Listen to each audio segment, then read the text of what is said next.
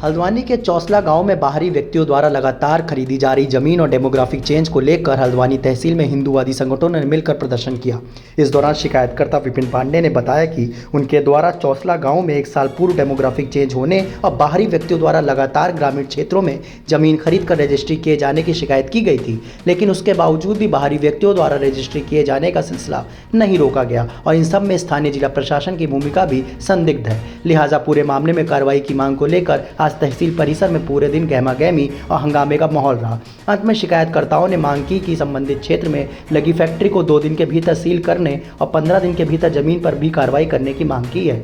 वहीं उप जिलाधिकारी परितोष वर्मा का कहना है कि संबंधित मामले में जांच करके रिपोर्ट कुमाऊं कमिश्नर को सौंप दी गई है और संबंधित अतिक्रमण और बाहरी व्यक्तियों द्वारा खरीदे गए मामले में वैधानिक कार्रवाई भी की जा रही है। एक जगह है वहाँ पर 24 फरवरी 2024 को शिकायत की गई विपिन पांडे द्वारा कि वहाँ पर कुछ बाहर के लोग ज़मीन खरीद रहे हैं। तहसीलदार महोदय ने, एसडीएम महोदय ने, पटवारी महोदय ने कोई संज्ञान नहीं लिया और आज हम देख रहे हैं वहाँ और ज़्यादा रजिस्ट्रियाँ हो गई।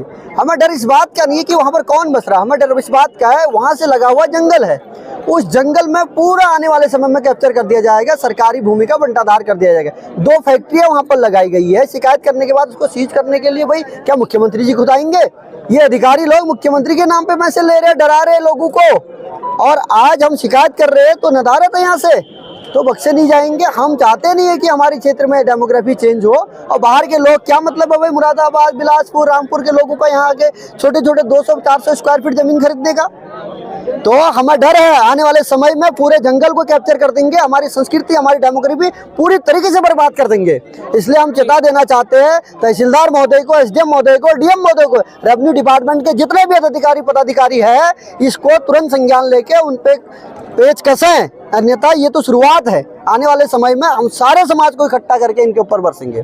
देखिए, ग्राम चौसला के संबंध में माननीय आयुक्त महोदय को कुछ शिकायत प्राप्त हुई थी और उसी शिकायत के क्रम में यहाँ तहसील के स्तर से जांच भी की गई है और जांच उपरांत कुछ तथ्य इस तरह के पाए गए कि कुछ लोगों ने वहाँ पर निरंतर जमीन भूमि विक्रय कर रहे हैं, यद्यपि उनकी वो भूमिधरी भूमि है और वह प्राधिकरण क्षेत्र से बाहर है। तथापि शिकायतों का संज्ञान लेते हुए इसे रेरा में कार्रवाई के लिए कि चौसला में एक सरकारी जमीन पर अवैध फैक्ट्री स्थापित कर दी गई और बार बार तहसीलदार महोदय को इसके बारे में जानकारी देने के बावजूद भी तहसीलदार साहब ताला मुटली कर रहे हैं। इसका मतलब कहीं ना कहीं उस भ्रष्टाचार में तहसीलदार साहब भी लिप्त हैं और हम चाह रहे थे आज तहसीलदार साहब को हमारे कुछ प्रश्नों का जवाब दें, जिससे तहसीलदार साहब महोदय तहसील छोड़कर भाग गए हैं।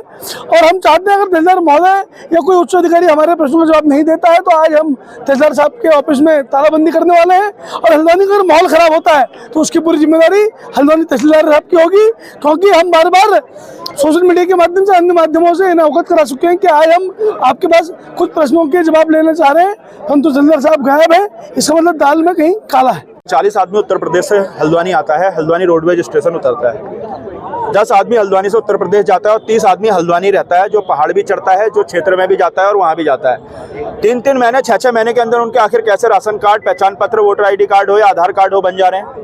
सोचनीय प्रश्न है। 32% डेमोग्राफी चेंज सिर्फ नैनीताल जिले की। चौसला में 19 परिवार हिंदुओं के हैं और 70 परिवारों ने पिछले 3-4 साल के अंदर जमीनें खरीद ली।